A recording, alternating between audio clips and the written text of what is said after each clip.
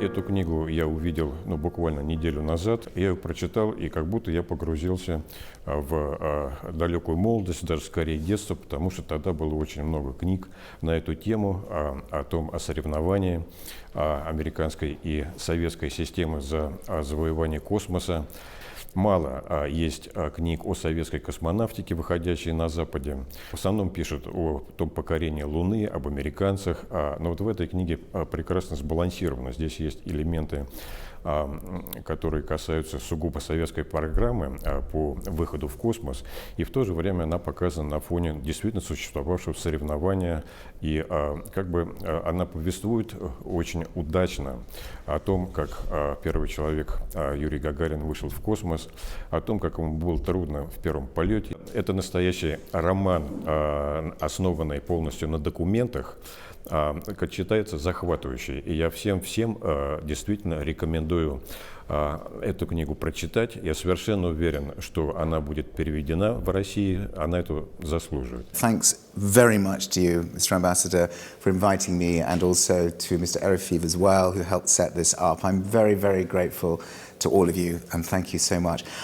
This is a very important moment, really, for me, and not just for me. It's a very important moment to celebrate what happened 60 years ago on April the 12th, 1961.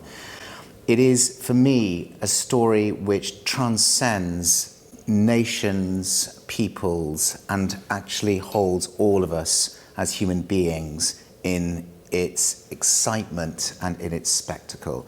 Because at 9:07 a.m.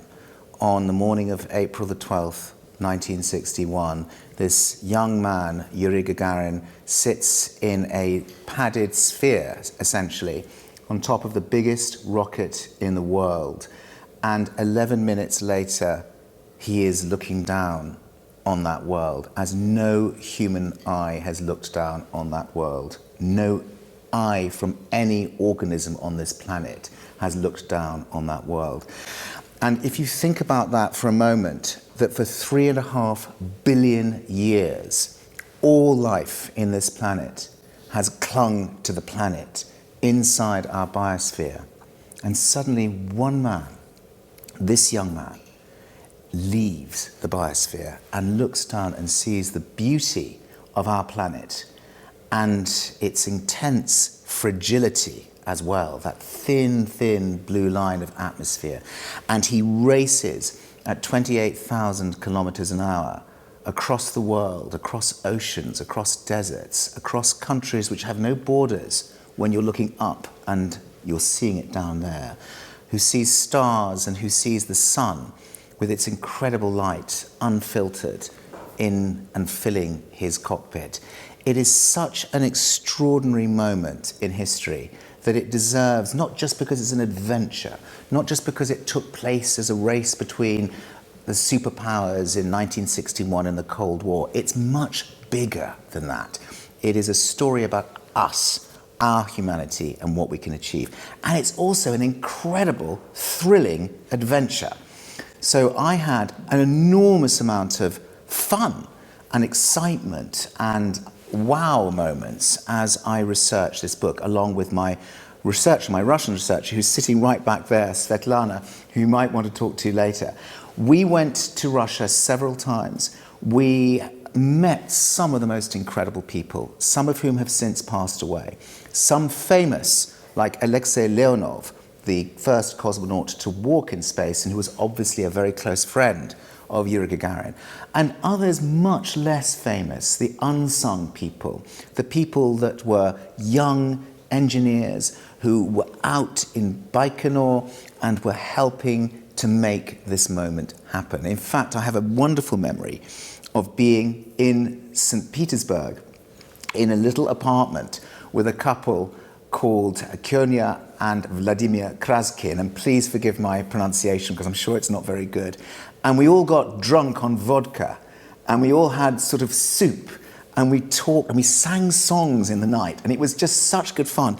And they were telling us all about their experiences as young, excited telemetry engineers right there on the day of Gagarin's flight. And I can remember Vladimir saying to me how the night before that flight, he was unable to sleep because the possibility that this young man that they had seen and they liked and had smiled and all of this could be blown up and die in 24 hours or less haunted him through the night. So we had a very privileged experience meeting people, many of whom are no longer alive, telling us their stories, some of which I filmed at the time as well, and bringing to life this incredible moment. So we were essentially on the trail of Yuri Gagarin. And one of the last times, I think almost the last time we were there was in September 2019, when we were also invited to witness the very last launch of a rocket, a Soyuz in this case, from Baikonur to the International Space Station, with 3 cosmonauts sitting on top. And it was a sunset launch, and it was like thunder. I'd never seen anything like this in my life. It was like the sky lit up and the ground shook like an earthquake. And I kept thinking to myself, my God, what was it like for the first person to be in that situation? The first to sit on top of that rocket and for that to happen. So it's very wonderful that you're here, because this story is not really known so much in the English-speaking world. It's not really known in this country, and it's not really known in other countries like the United States. And for me, it's terribly important that it should be known. We all know about the spectacular achievement of putting a human being on the moon in 1969. But before that first, there was another first. And Yuri Gagarin was that other first. And for me, it's a greater first. Because however spectacular and incredible the moon landings were, and they were, nevertheless, the first person to step into the cosmos, the first person to start a journey that we are all on now, is, you cannot surpass that moment as a moment in all of our history. And it's really important that that word gets out. And I'm actually delighted to be talking to you. It's wonderful, actually, that the British press here have also really picked this story up, which is great. Less so in the American press, but maybe they don't like the book. I don't know. It's possible. I don't know. We don't know what the reasons are for that, but there's less there. But perhaps that could change now, and I think it should, and that people will notice and will pick up just what an achievement this actually was. For me, as a Russian boy, Yuri Gagarin has always been a symbol of something extraordinary, something beyond comprehension. And when we played in the playground in childhood, like almost every child wanted to be like him, because he was a role model. And what inspired you to write this book? I mean, why did you jump on this topic? I was born 10 days after Yuri Gagarin went to space. So for me, I was born into this world as a little boy. And space was everywhere in the 60s as a little boy. I remember my parents bought me like a child's space helmet, It was very exciting growing up at that time. And then, of course, it all stopped. In the 70s, the 80s, it wasn't so much. And it all started to get, there was an energy that started to sort of go, which was very sad, because I thought that I would take my children to Mars on holiday. I really thought that was going to happen. So the interest was always there. And there was always that feeling for me that one day I would go to space. One day I would see that incredible view from above. But I never got to see that view. But I was able to write about it. So the second best thing that you can do is to put yourself in that. And in my book, it's a very thrilling moment, I hope, that you put yourself in that capsule, in that spherical capsule. It's like a ball. You've seen pictures. It's tiny. And the moment 11 minutes after that rocket takes off, to look out of the window and see this planet is astonishing. And I tried to put myself and my readers into that experience so that when you read it, you are there experiencing it. So for me, I suppose I've always wanted to do it. Now I almost did do it. I was almost Gagarin, but not. This is not a standard biography of Yuri Gagarin, far from it. This book is a very tight narrative of 4 months. It actually starts in December 1960, and it starts with a search and rescue team trying to find a dog in a capsule that has gone off course in Siberia and landed in the snow.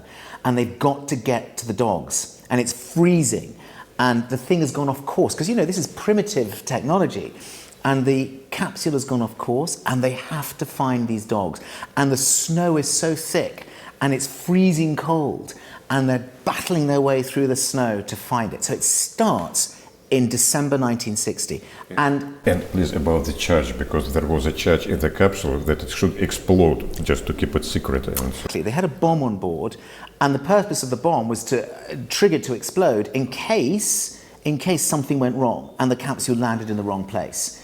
And so, this is right in the middle of the Cold War. So it's very dramatic, because they've got to get to the dogs before the capsule blows up.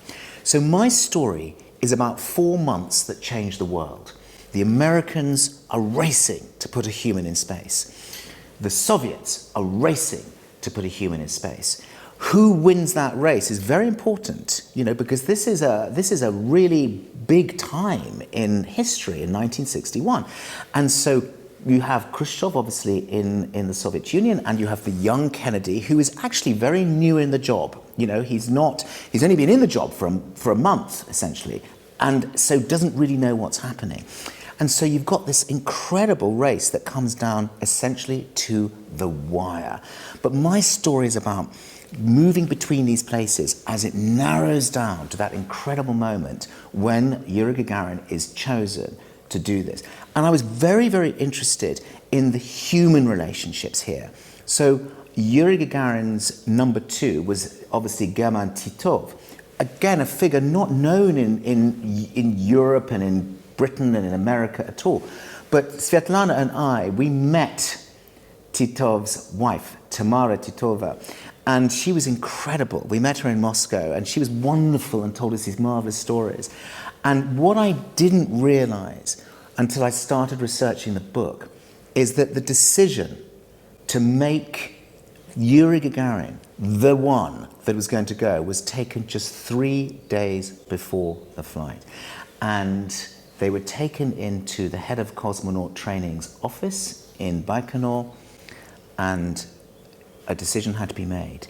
And what made it so moving to me that this decision had to be made was that, as you may well know, but many readers won't, German Titov had a little boy called Igor who died at the age of 8 or 9 months. It was such a painful experience that his wife, Tamara, 60 years later, when I was interviewing her, said, I cannot talk about this. It's too painful. I cannot talk. And so obviously we didn't talk about it.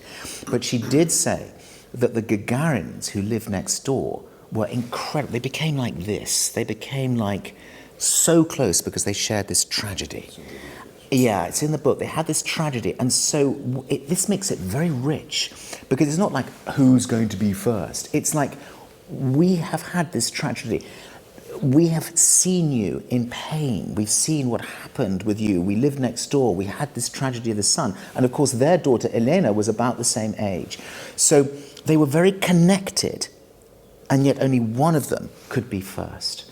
And there is this moment where they go into this office of the chief of cosmonaut training, and he says, it is Yuri who is going first, and you are going second.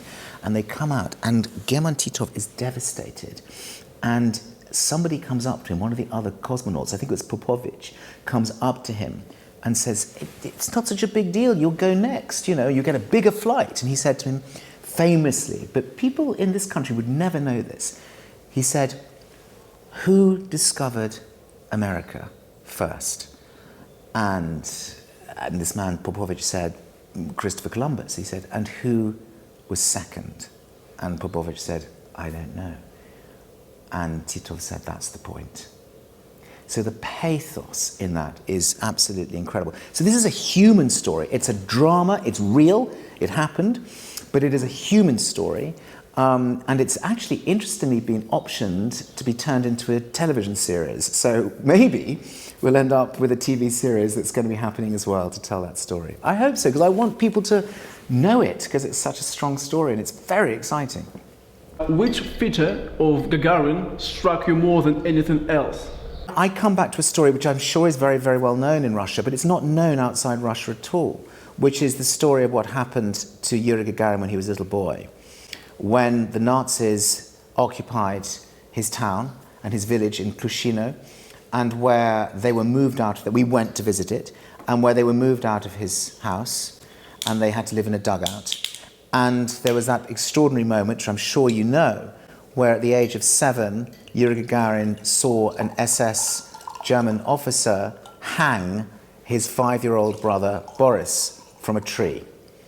And he saw this happen, and he raced to try and get Boris down from the tree, and couldn't, and raced back to his mother, Anna, who was in this dugout that they were living in, who came racing out and cut him down from the tree, and he survived, Boris, although there was a terribly sad postscript to that, which we discovered when we were actually talking to Gagarin's niece, a woman called Tamara Filatova, in Gagarin, and she said that Boris, I didn't know this, that Boris hanged himself when he was 47 years old. Many, many years later he had cancer and he hanged himself, and it's terribly tragic that he killed himself using the same, what had happened to him when he was actually hanged by the SS. This moment defined Yuri Gagarin, I think. It defined him. It was horrific, tragic, toughening, changed him. His own brother, Valentin, says it changed him totally. And I think that's kind of the power and the strength and the energy that enables somebody like that to do what he actually did. He was incredibly nervous. And he pretended that he slept all night, the night before the launch. And people thought he had, but he hadn't actually slept at all. He knew the chances were not good. In fact, they'd been calculated as less than 50-50. In other words, there was more chance of this man being blown up or dying in orbit or being stranded or any number of things happening. There was more chance of this happening than not happening. So it's an exploration, it's an adventure, it's a thriller, and you know what? It's real. And that's what I love about it. It actually happened. So not a biography, nothing like that, not along the whole of his life. It's a concentrated 4 to 5 months between the top people in America and in the Soviet Union, and then all the way down. But it's very human in the way it tells its drama. That's what I've tried to achieve, anyway, to bring it to life. Apart from this horrible story in his childhood, apart from his horrible early death, was he a happy man in that short period that you described? Did his smile reflect the state of his soul? That's a great question. I think the thing that's very important about what I've tried to do is not to make Yuri Gagarin a sort of saint, He's flesh and blood. And if he's not flesh and blood, no one's going to care. He's real. So he had an incredible smile. I mean, you can see it. It's amazing. And I'm sure it's a very key reason why he was chosen, because Titov didn't have such an incredible smile. He had a great smile, but not so incredible. I mean, they're both very good looking. They both had great talents. So, in the end, I do think that helped. He was obviously very hardworking, but he had his own demons too. I mean, he had his own fears, he had his own difficulties, unquestionably, and he had his own nerves as well. So it is really important in the way that I describe the characters, not just him, but all of them, Sergei Korolyov, all of them, and on the American side, that we make this three-dimensional. 60 years later, people want to know who these people were. How did they look? How did they talk?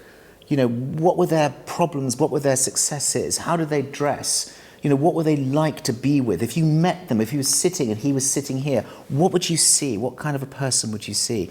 And so I try to make the people in the book, and it isn't a novel, it's history. And I've met many, with Svetlana's help, witnesses, to try and get what I think is as honest, as accurate, as real, and as three-dimensional a picture of these characters as you can get. Because otherwise it's boring, Otherwise, why do it? You want people to engage, and we will engage with human beings. We won't engage with statues. That's not how it works.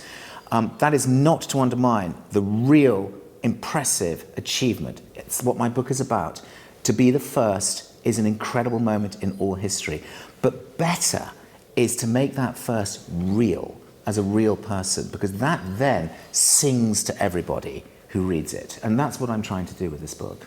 But you were doing the research for your book and went to Russia. Did you have a feeling that you are almost catching the last train in terms of you being able to talk to the last witnesses? 5 of the people I've interviewed have died.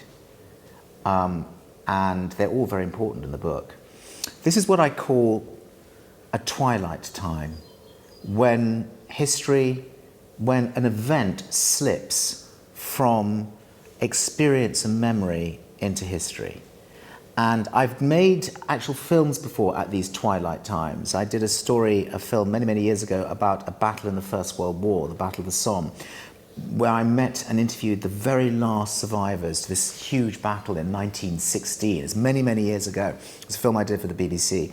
But I do feel that now is the time to grasp it. And when Svetlana and I were doing our work, it was quite difficult, wasn't it? Because people were dying and they were passing away. I mean, this is 60 years ago. And so it was crucial to get this last chance, because I don't think, I mean, I was definitely the last person several key people were interviewed by. I mean, unquestionably. We interviewed one of the key search and rescue team people. Is it Volovich? And a doctor, a parachutist doctor, the first man to parachute over the North Pole. He's passed away. He gave us the last interview we ever had. He was 97. There were others that we spoke to, including famous people like Alexei Leonov I was mentioning, but others too that we spoke to who gave us their view, their witness, their perspective, and who have since passed away. So this is the moment to grasp it. So in a way, anybody who writes a book in future, they're all going to have to read my book, because it's all in there. That's it. It's definitive. It's the last one. Not really. Were you the first Englishman who bothered to go to them, ask them, interview them, and record their answers? There have been 1 or 2 biographies before from a long, long time ago, but very, very, very little. And as I said, also here, I mean, it was incredible, because Gagarin made a visit to Britain in 1961 in July that was very successful. He had tea with the Queen. It went very well. And people loved him. He had a Rolls Royce with a number plate YG1, open top, cheering crowds. He went to Earl's Court, he went to Manchester. It was a big, big, big deal. People sort of loved him. And he was the most famous man on the planet, you know. He was a rock star. He was this good-looking, well, everybody, you know, it was a big, big deal. So that's fantastically wonderful, that moment. But, you know, time moves on. This is now 60 years ago. So it is true that when I was meeting people with Svetlana, I think we were meeting people, weren't we? We were meeting people really that hadn't really spoken to people from Britain about this story. I think they were very keen that people should know, but also should tell the truth. I think they felt it was really important that even, I mean, like you mentioned the bomb, you know, on the capsule, you've got to say this thing because it happened, and that's better that people should know these things. But actually, so to tell the truth, to get these people to tell me their witness. Sometimes their memories were different because everybody does, it's human. And it was difficult disentangling some of the memories sometimes. And I had to exercise my judgment as an historian to decide which was, and often I put different versions in when we don't know. But the key thing about it is to get to the core truth. Because I felt I owed this debt to these people who are, some of whom are not here anymore, to let them tell those stories and to reveal and put those stories in print for people to read. The United States, Russia, the Chinese are building the 5th cosmodrome nowadays. Yes. Huge. What do you think? What will happen in the future? I pray that the spirit of all of our collective humanity is actually part of that endeavour. Of course I do, because there's enough trouble in the world. We don't need any more trouble in the world.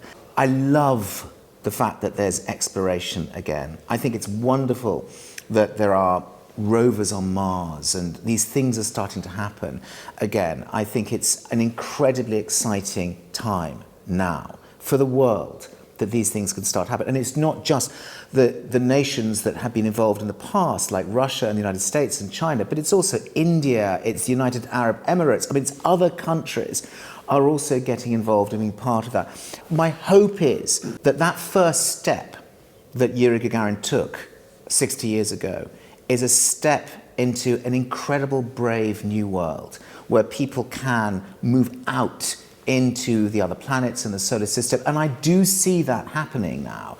What I pray doesn't happen is that we end up with more space races and we end up with more of the conflict that we've had in the past. Because ultimately, then what happens is the sense of human adventure that this is all about gets swallowed up in politics. And I think this is bigger than politics, much bigger. I think this is about our destiny as human beings. And I think it's also about our ability to do great things. And I think it's also about our future as a species. All of us is what I think. So I think this is a very exciting time. I hope it continues to be exciting like that. I think we all do. Can I predict the future? I think I'd be a fool to try to do so, but that is my prayer and that is my hope.